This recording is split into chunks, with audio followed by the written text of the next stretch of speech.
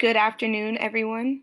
My name is Jenna Newman. I am currently a student at Chattahoochee Technical College and enrolled in the course ECCE 1101 Introduction to Early Childhood Care and Education.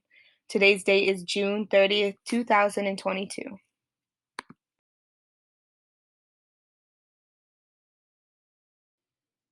Today, I'm going to take some time to discuss a prominent figure and his influence on childhood education. His name is John Dewey. He was born in the United States on October 20th, 1858, and died on June 1st, 1952. John Dewey is widely known for his pragmatist view and his influence on the progressive movement in childhood education. An important principle that John Dewey lived by was that education is based on the principle of learning through doing. He rejected the idea of the current traditional method of passive instruction that was going on during that time. He instead wanted to focus on more social interactions in the classrooms with teachers and students and have them be more involved in activities that fit the children's needs.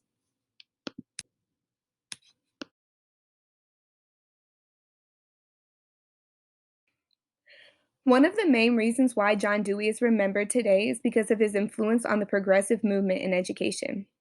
This movement began towards the late 19th century and into the beginning of the 20th century.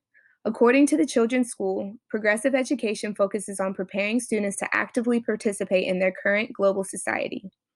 He wanted teachers to think about how does the information they are learning relate to actual human experiences. He wanted to create more critical thinkers and inquirers who are active in their role of learning compared to a more passive style where education was based solely on teacher instruction. This movement related more to a pragmatist view where a child's reality is created through experience. Progressive education focuses on the actual child and develops the best ways for the individual child to learn. John Dewey felt that children should be learning through experimentation and from hands-on activities. This type of learning is still practiced today in classrooms like Georgia Pre-K, where the focus on learning is through play and hands-on activities as well as experimentation.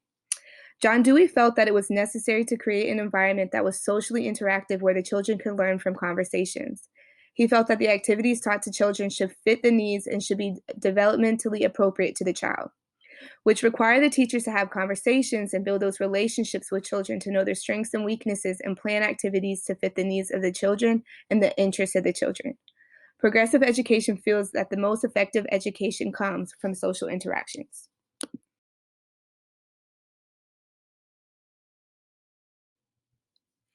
During John Dewey's influence on the progressive movement in education, he created an experimental school known as the laboratory school.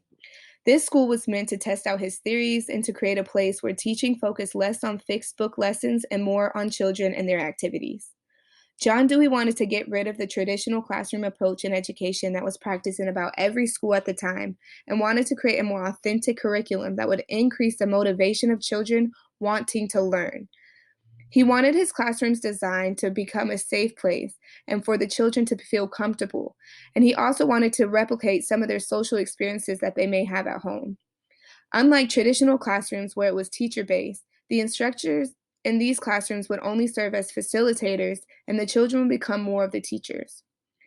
John Dewey wanted the curriculum in his laboratory school to connect to children's interests and their developmental needs as well as experiences, and for them to be able to relate this knowledge when dealing with social interactions and real world experiences. As you can see in the picture, classrooms are less structured and more socially interactive between all children.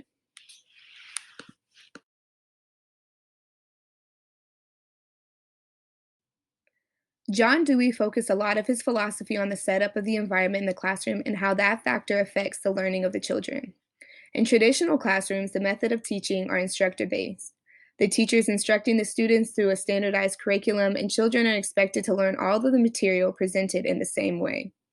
Learner-centered classrooms focus on the instruction of knowledge from the student. The interests of the children are put first, and the children have an equal or higher voice in their learning than the teacher. The activities planned are more hands-on and less focused on instruction from book or written assignments. The needs of students influence the planning of the lessons. The educational goals of learner-centered classrooms focuses on the social, emotional, physical, and spiritual needs of a child instead of just focusing just solely on academic goals. As you can see in the two pictures, the top classroom represents the student-centered classroom. It is warm and inviting and offers multiple different activities for the child to participate in, compared to the picture on the bottom representing a traditional classroom, in which all children are sitting at a desk listening to an instructor teach a fixed lesson.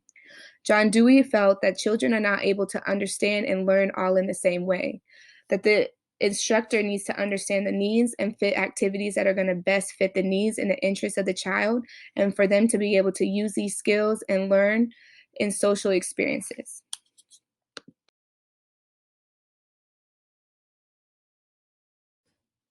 Part of John Dewey's philosophy was that he felt there were four aims when it came to education.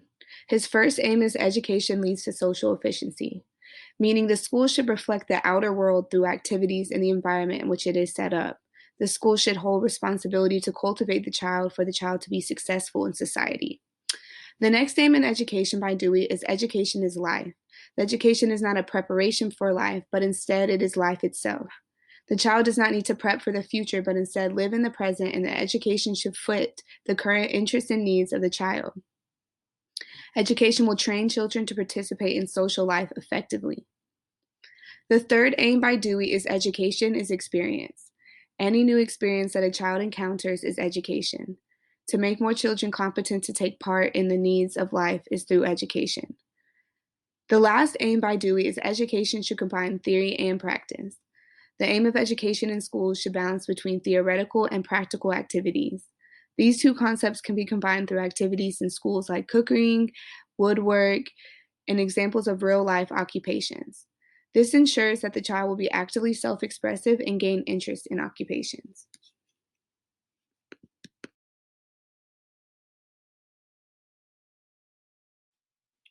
John Dewey proposed two fundamental principles in his theory of experience that education needs to have for it to create a powerful education experience for the children. The first principle is continuity. Continuity refers to how past or present experiences will influence the nature of the future experiences. One can learn from every experience, whether the experience was positive or negative. Each experience has been stored and can be carried on into the future. This is especially important because it can relate to how educational experiences learned can influence a child's future social experiences within the real world. The other key principle to create a powerful educational experience is interaction. Interaction refers to how the current situation that one is in influences their experiences. Interactions between different children will be experienced differently because of the individual differences between each child. When teaching a topic, it is especially important for the teacher to understand the children and the learning styles of each child. The curriculum should be set to fit all the needs of a child so they are able to have a positive interaction with their education experience.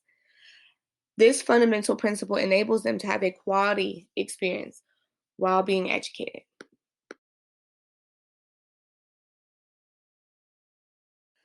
John Dewey's influence on early childhood classrooms is still apparent today. Even though there is still traditional methods practiced still in some schools for elementary, middle, and high school children, some of Dewey's methods are still practiced in early childhood education. Student-centered classrooms are instilled in Georgia pre-K classrooms where its main focus is for the children to learn through play. The standards instilled from right from the start are individualized and the lesson plans are to be made to fit their children's needs. Early childhood professionals are taught to use developmentally appropriate practices in the classroom and use experimentation for learning. Montessori curriculums follow some of the methods as well that was influenced by Dewey. Their main goal is to focus on the readiness of a child to learn a specific skill instead of assuming all children in the classroom are ready to learn the same material. All of these ideas and skills were influenced by John Dewey in the early 20th century.